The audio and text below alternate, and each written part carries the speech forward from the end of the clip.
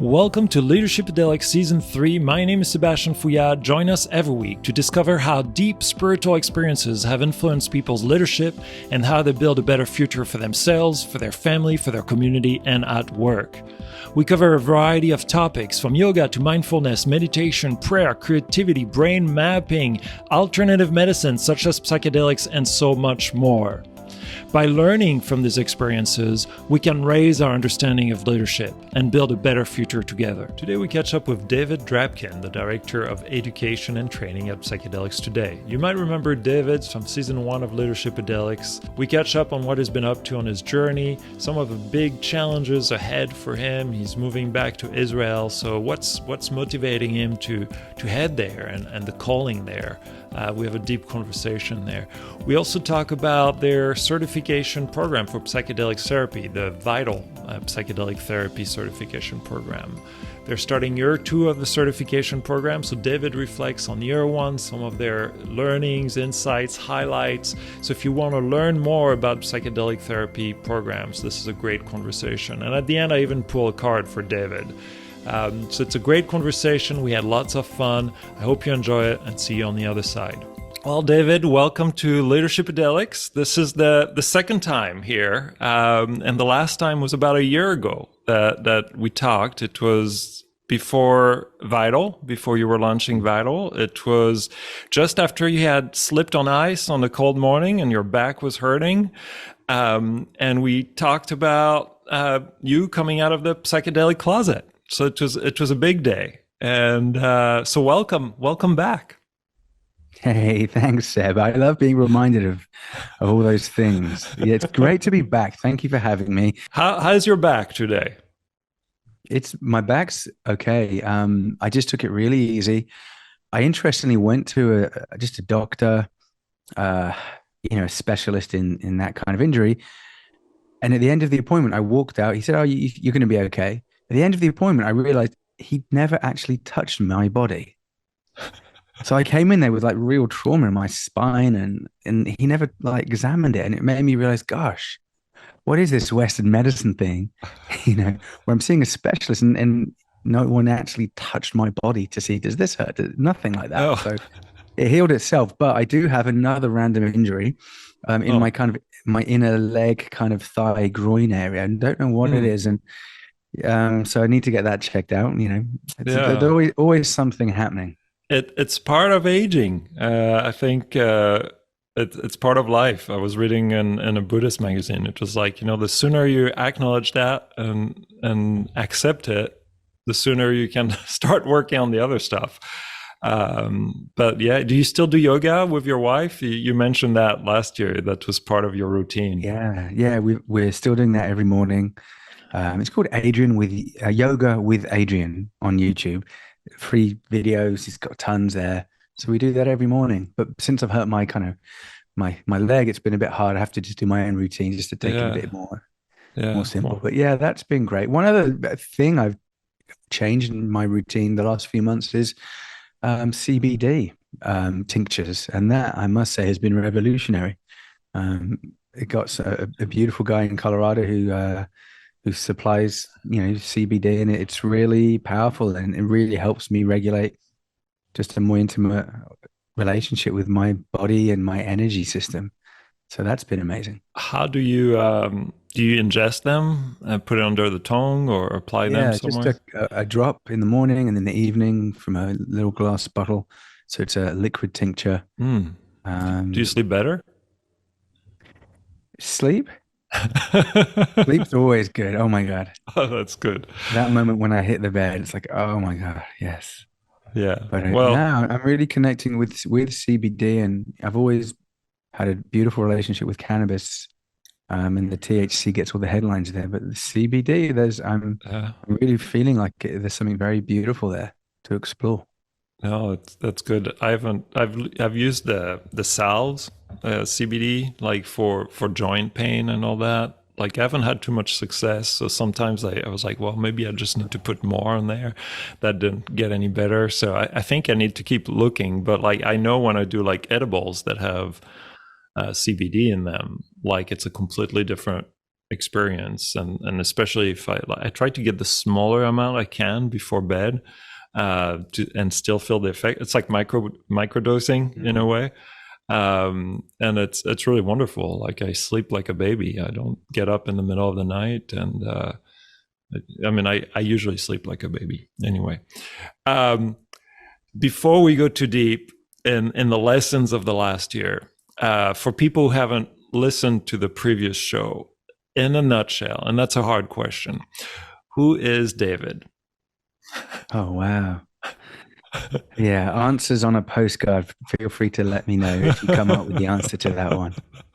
It's a hard one for me.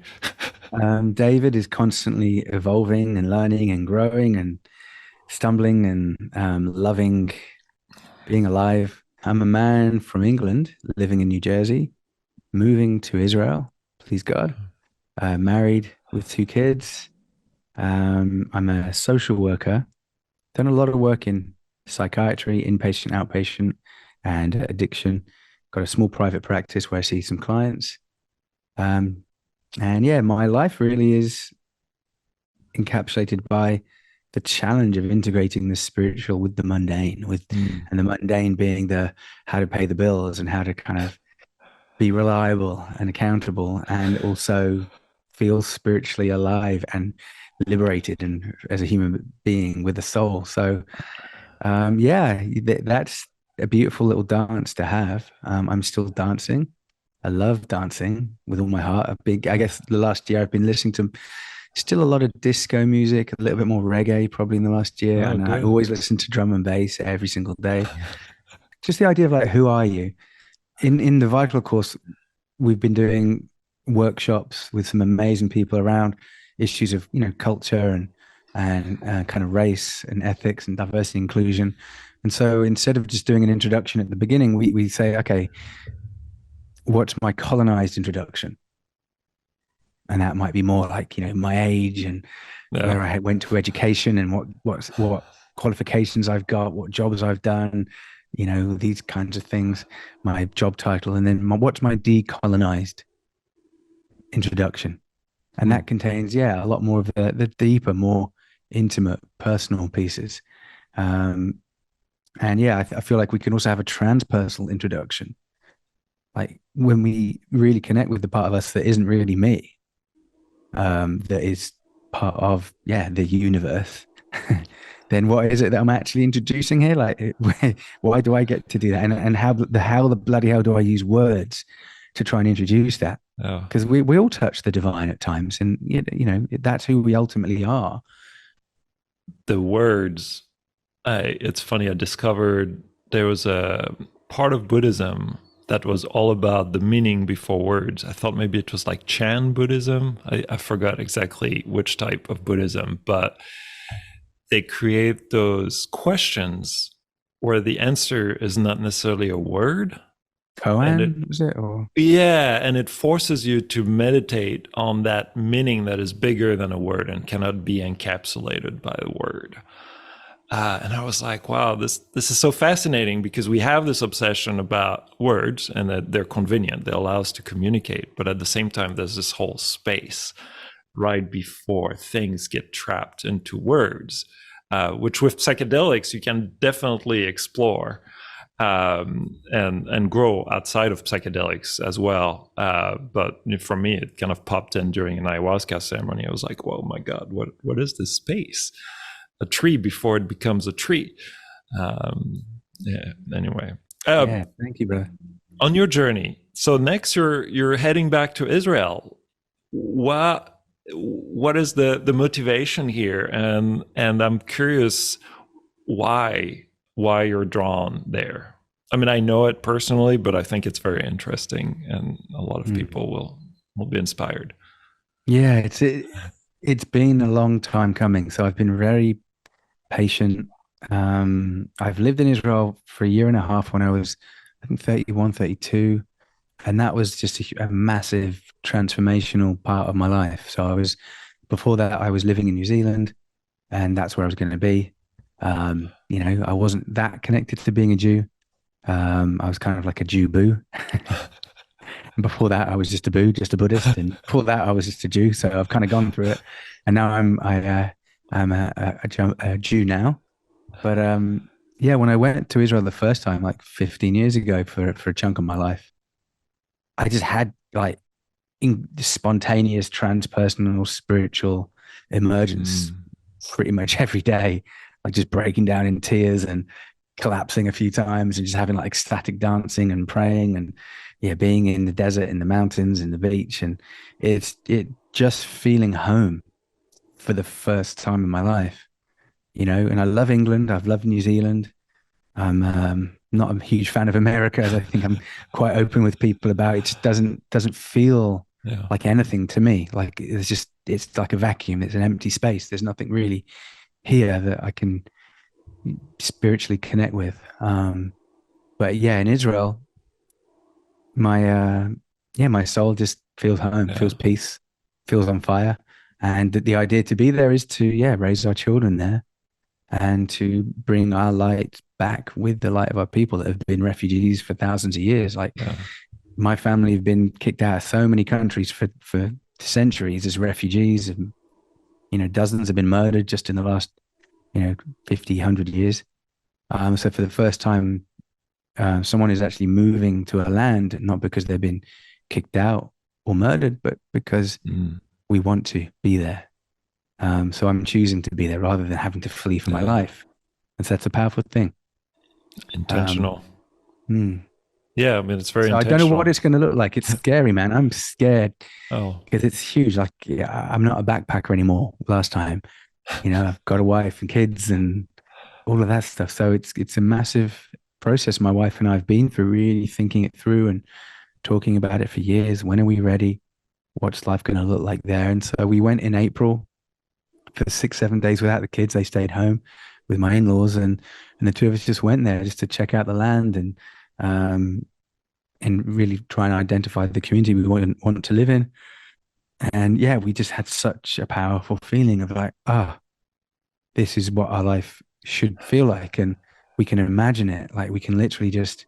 There was a moment where we were, I don't know, watching the sunset outdoors, taking a walk, and we realized, oh wow, this is exactly what we've been missing or needing. This is how it's supposed to be. Like just seeing like an alternate reality transposed on that moment. You know, just to feel like I don't know what it's going to be like. It's going to be really tough, but just knowing that we need to be there, like it's our soul calling.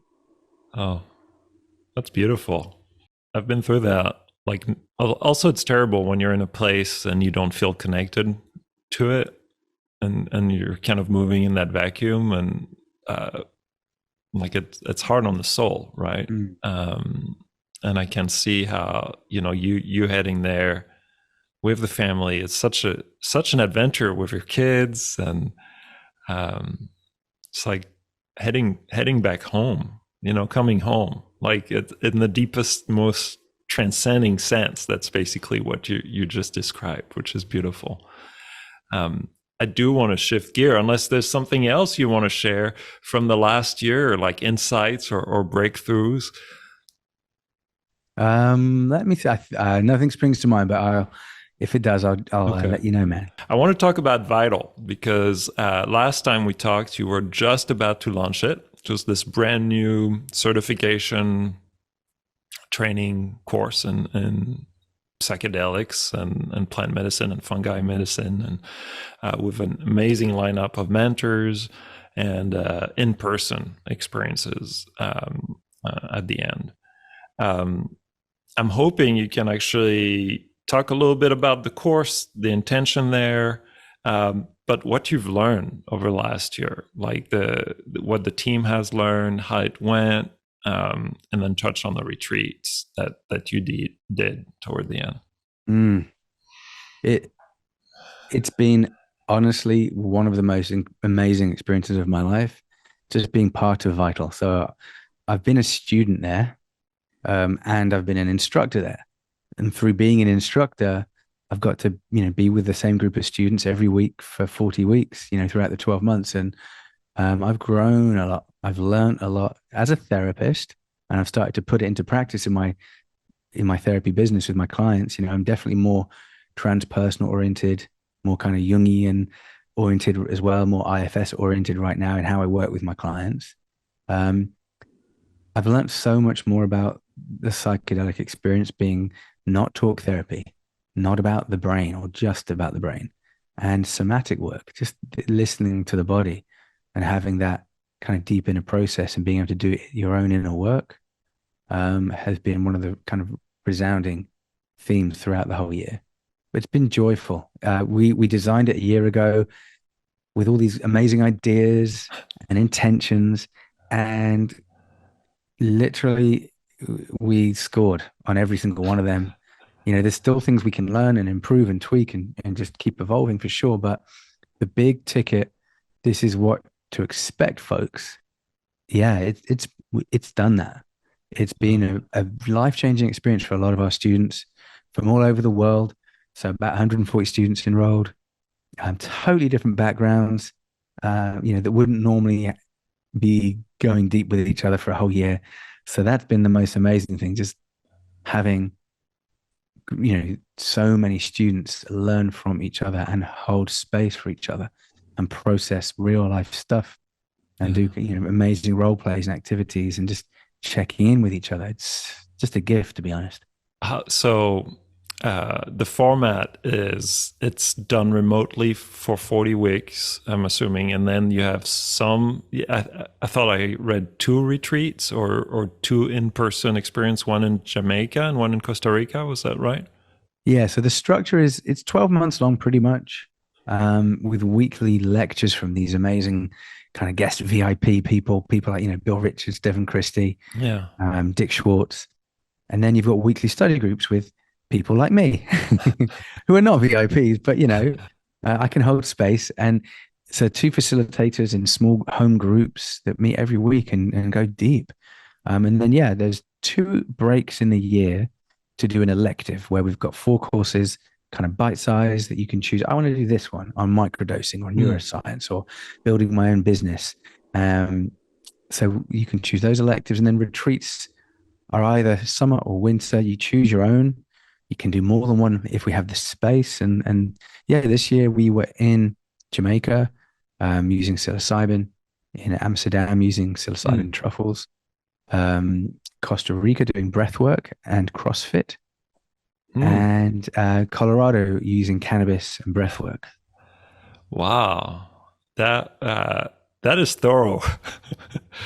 Everything, the fact that it's 12 months, the in-person work, the study groups, like how would you, I don't like to talk about the other programs, but like what do you think is kind of the differentiator with psychedelics today, like that makes it really stand out in that proposition for Vital? Yeah. So let's see if we're on the same page. Psychedelics today is a little bit different. Yeah. So we're a bit quirky. We're kind of outspoken, but we're also an open house. Like we bring on incredible people to our podcast from all over the world doing completely different things. We have VC people on there. We have CEOs there.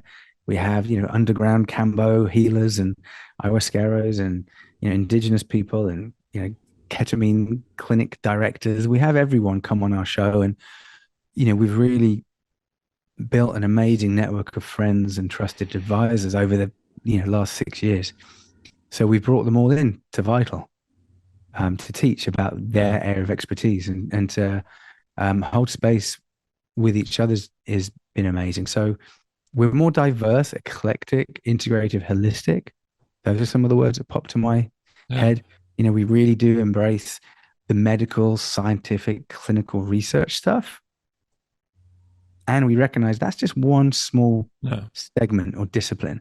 There's so many other traditions that we have historically, indigenous traditions and underground traditions of healers, guides, coaches, counselors doing this work, for decades. And they have, really impressive wisdom. So they're kind of welcome as teachers and as students, and just having everyone together from such diverse, career trajectories and life experiences That does not happen anywhere else. Yeah. And that has been the most incredible experience for everybody is just building community and holding space with people that are very different to us. Yeah. You know, Yeah. diversity inclusion we speak of, yeah, and we've got our scholarship fund, and we awarded $211,000 of scholarships for folks. So we had a diverse cohort, and so that people could have accessibility. You know, price wasn't an issue. Um, so that diversity, but just diversity of like belief systems. Like we've got quite a few people who are like coaches and guides and psychologists and Jungian folks and transpersonal folks. And then, yeah, some people that are more like into the neuroscience and the policy and the, you know, it's just great having us all together cross pollinating. Yeah. Well, you know, to give you credit to you and your team, you really embody what you're preaching, or you know, preaching. I don't want to use that word, but you embody the message. You know that Joe and Kyle and you. It's really important. There's a lot of other people out there that don't necessarily embody it or do it for the wrong reason. And what I always appreciated with psychedelics today is there's an authenticity in the message. You were also not afraid. You know, I love that quirkiness you talked about, but you know, to be vocal on certain subject and to present all the different opinions. And I think it really comes through in how you've approached Vital. The students you had for Vital, were they all the purpose, the reason they were taking the course? Was it all to start a business afterward, or was it like were a lot of people doing it for like personal growth, or to improve their own journey? Yeah. So we realized pretty early on that each of our students had a totally unique intention. No. And we needed to make sure that Vital was going to connect with them. And also part of that was a lot of our students didn't yet know what their intention was. They just felt really guided to what we were building and they wanted to be part of it. So we're like, okay, great. That's an amazing place to be in. Come aboard with that kind of just openness to exploring and revealing like who it is that they want to be, what it is that is calling them. Why do they want to do this? So we've really helped people to clarify that question. We have had quite a few folks that are already say running ketamine clinics, or we've got a CEO of a drug development company and another CEO from an amazing company in the psychedelic space. So we've got business folks, we've got a journalist who does psychedelic journalism, and lots of guides and coaches that are just looking to bring kind of psychedelic wisdom and space holding into their work, or just to really understand harm reduction approaches and integration. Yeah. How do I do that with my clients that use psychedelics? I'm not going to hold space for them. That's not what I do. I don't want to do that. I can't do that, or I'm not ready for that yet. But I want to be able to still help them process what they're going through, or help them kind of explore what is the right decisions for them to do as my client. So a lot of people that are going down that way. Some folks are kind of going to work in retreat centers. Some are, living in Oregon and wanting to do that extra training to be a facilitator there.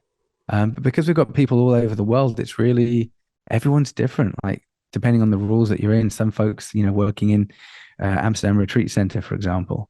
We've got a student in Lebanon, in Beirut, who's, I think she works more in policy. Okay. I don't even know what the rules are in Lebanon. Yeah, probably not so good. Yeah. I don't think they're that progressive. But we're just really helping people find their calling and be able to then take the next step. So we in 12 months, we pack in as much as we can, but then, what happens next? They're ready for whatever they want to do. They're kind of good to go in the direction that they're kind of feeling really guided into. That's wonderful, and I really appreciate that. There's a lot of programs out there that actually do less and put higher and are more selective on their students, meaning like they need to have some nursing hours or a certain medical background, and that totally turned me off, because I'm like, wow, what about the people that have been doing this underground for years? Like what if they're interested in getting certified? How do you make that available to them? with more of an open mind. Yeah, I think that's really important. And the 12-month also, I don't know if they're all 12-month. I think a lot of them are 6-month. Even with 12-month, I don't know if it was Joe. Somebody was talking about that on the Psychedelics today. It's like for some healers, it takes years to get trained. For some healers and facilitators, like you work with the Shipibo healers. I mean, they got trained by the chief or their master healer. That took many years. It's always interesting to me. It's like, well, can 12-month, can 6-month, can 12-month really do it? But at the same time, it sounds like it's also complementary for a lot of people, complementary on other experiences they've had in the past. Like, what's your take on, like let's take a 12-month course. Am I ready to go run a ceremony or not? Like, or it depends on the individual. So we were always really clear about democratizing psychedelic education and training, recognizing the underground, sure. And a lot of people in the medical clinical space don't have experience of holding space. They haven't done harm reduction integration work. Yeah. They might not even have personal use with psychedelics. So when we're looking at who makes a good student, we put a lot of emphasis on lived experience. Yeah. So do you meditate? Have you worked with a therapist? Have you used psychedelics, or have you done breath work? Are you part of a community? Are you involved in any kind of social action or advocacy campaigns or organizations where you live? So for us, that is like really important criteria for judging the kind of student that's going to do well in our program. Like if they just want to be in lectures and take notes and learn like that stuff, they'll have a good time. Like we've got amazing stuff, but they've got to be ready to do some deep inner work. Yeah. And to be willing to, touch into those parts of them that maybe they don't know so well. And part of that could just be even doing, role plays and kind of group work with each other, but also, going on retreat and doing some medicine or doing some breath work. Like that's part of this experiential learning. Yeah. To do the work on a self and to be able to hold space for each other on the retreat. Like that's essential learning. And that's what we're seeing in Oregon too. One of the criteria for a licensed training company is that you can provide these in-person experiential practicums that give students experiences with non-ordinary states. Yeah, it's a vital skill. Like we need that experience. It is vital. It is. Yeah. It's definitely vital. I love it. It's great. You guys talk the talk and walk the walk. And it's beautiful. I don't know too many other people in the space that are as authentic as Psychedelics today. And I'm always the first one to poke holes at people if they're not authentic. And so I'm a big supporter, as you know. One last thing about Vital is there like when you think about Vital, is there a highlight, like a moment that pops in your head that really stands out among all the others as a highlight of like, wow, we've done it, like this is awesome? I haven't been on any of the retreats, unfortunately. I think just with my commitments at home, it's really hard to go away for, 5-6 days. Yeah. But the retreats have been the most amazing part of this. From what I've heard from students and from Carl and Johanna, my colleagues that are, the main people at Vital. Wow. Amazing experiences in each retreat: Colorado, Jamaica, Amsterdam, Costa Rica. Amazing experiences of students really stepping up. And because we already know each other for so many months, we've got the foundations laid so we can go really deep. There's that trust, and that's trust of us, our team, and trust of each other, trust of themselves to really kind of surrender to the experience and to learn how to hold space and to just be in a real physical community together. I know you've got great experience of running retreats too, and I can't wait to do that as well. But I honestly think that's the where the magic is, doing this in-person retreat work. Oh yeah, running retreats, the in-person experience, the group, especially when you have that trust beforehand. and you're able to build that rapport among the people that will attend. It's beautiful. And when people put in the work, which I've been on retreats where not every attendees put in the work. Maybe they don't get screened right, or I don't know, but it makes a big difference. And the retreat we had in October, everybody was putting in the work, and it was so satisfactory to see them. They got out what they put in, right? And I'm assuming with the retreats you did, because they were students and they were working together, like they all put in an amazing amount of work, poured themselves into it, and I can totally see the experiences. And to be honest, I really wanted to be on that first group of Vital. We couldn't make it work out, but I recommend it to anyone that can attend. Yeah, I snuck in as a student myself because I'm an instructor, so I kind of get free tuition. It's part of my job, and honestly, Seb, it's been amazing. It's been transformational for me. I'd love to get you on board. It's you'd love it. It's great. And just the fact that we made it work. Like we came up with this big design, this big vision, with these amazing teachers. Star-studded cast, and it's just worked, and it's gone kind of really well. Like, thank God. Like, everything has just flowed, and we can learn different things about administrative stuff and technological stuff, and a bit of tweaking of calendars here and there. But the experience has been life-changing. Wonderful. So what's next for Vital? You've got another cohort. You call them cohort classes, groups of cohort. People? So cohort number 2 starts April. So April 17th.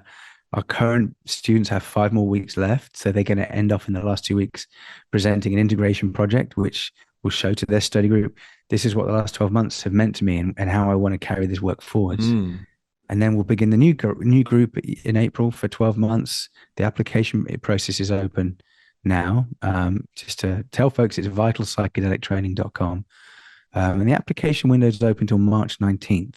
Okay. And the early bird discount's open until March the 3rd to get up to $500 off. And the new course will probably be about really almost identical. We're moving a few of the classes around just based on how we've understood, learning to evolve, and if we'd have put that class before that class, then it goes into, so we've learned a little bit about that. We're going to probably do more breathwork retreats, larger ones together, and also build in a little bit more focus with tracks, so that if somebody is a coach and wants to focus more of their study group work with other coaches, they can do that. Or if they're a counselor clinician and they want to focus on that kind of content and interaction, then they can. But overall, most of it's going to be blended and diverse together, but it's just nice to have those tracks there. We'll probably have some more elective courses to choose from this time around. So just keep your eyes out for a neuroscience course coming down the pipeline soon. Just the same as before. We kept the price the same because times are tough, and so we said let's just keep that the same. So it's still looking at about 150 to 200 students, or you're going bigger? Or? We couldn't go forward. I'm trying to figure out how you would. We had 140 enrolled last time, and probably expecting around about the same this time. And however many we do enroll, the students will have their own separate study groups that they can choose the day and time of the week and which instructors they work with. So those are always going to be the same kind of limited size, which is nice. Oh, that's great. Wonderful. So, and vitalpsychedelics.com is the website? Almost. vitalpsychedelictraining.com. vitalpsychedelictraining.com. And I'll put that in the show notes as well. We're about at time. Anything else you want to cover, talk about, questions you want to ask me? Anything. I could also pull a card for you if you want. Oh boy. Yeah. Okay. I'll say yes to that. Yeah. Okay. Give me a second. This is what we did a lot in the Sacred Creativity Retreat in Peru. This is called the Earth Magic deck.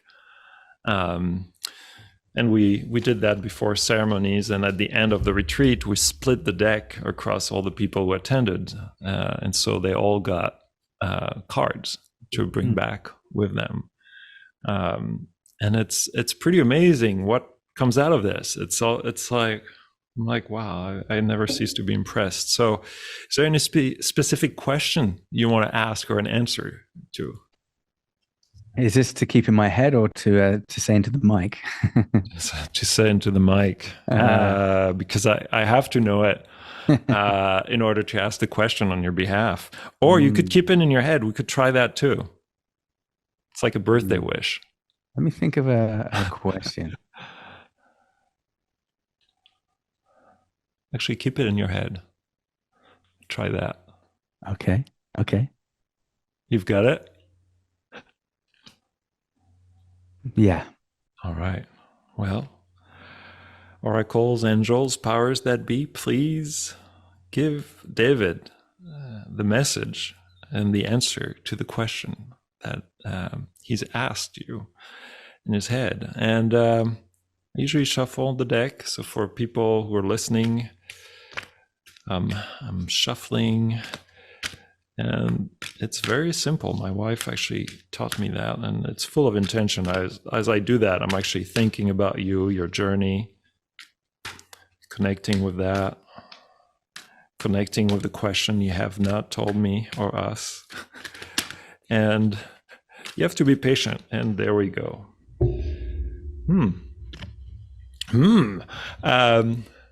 This one is called Stone People, Vigilance. It's actually a really good card. I don't know how it answers your question. Only you know that, but I'm going to quickly read a little segment on the stone people here. And then I'll send you the details afterward. I'd be curious afterward if that connects in any way to your questions. Remain vigilant at this time, but not out of fear. Vigilance simply means opening up your mind and senses to information as it is presented to you, through your eyes, ears, physical sensations, and detached thoughts. It is especially true in two main areas. First, follow any gut feelings that tell you to be wary about someone or something. Second, pay close attention to an important opportunity that presents itself, one that may enhance your life and the lives of others. Maintain your vigilance of the clues around you and inside of you. Assess what is emanating from your body, and then sort out any conditioned responses from what is purely instinctual. Examine the situation with heart, intuition, and mind in harmony, for this is how vigilance serves you. Detach, take a breath, and stand tall in your stature. Wow, beautiful. Thank you, Seb. Yeah, that definitely helps me. Yeah, it's amazing. It's like I've been constantly amazed with this deck, and we talked about that. Tarot is even more powerful. We talked about that in the last show. Anyhow, thank you, David, for being here today, sharing that space together and remotely. Thank you, Seb. Amazing being here again. I love you, and I appreciate you, respect you, and yeah, thank you for what you're doing. You're an amazing man, and you give a lot to people. And yeah, I really appreciate everything that you are. Oh, thank you, David. I appreciate you as well. And I love learning about your dance, and hopefully we'll dance together at some point because I love dancing as well. So. Let's do it. Thanks for listening. If you like the show, please subscribe to it on Apple Podcasts, follow me on Instagram at Leadershipedelics, or stop by my website and say hi at fouillade.com. That's F-O-O-Y-A-D. There's a lot going on, and I'd love to hear from you all, the listeners that tune in every week. And if you have suggestions for future guests, don't hesitate to reach out. I'm there, and I'd love to get more guests on the show. Thank you. Have a great day.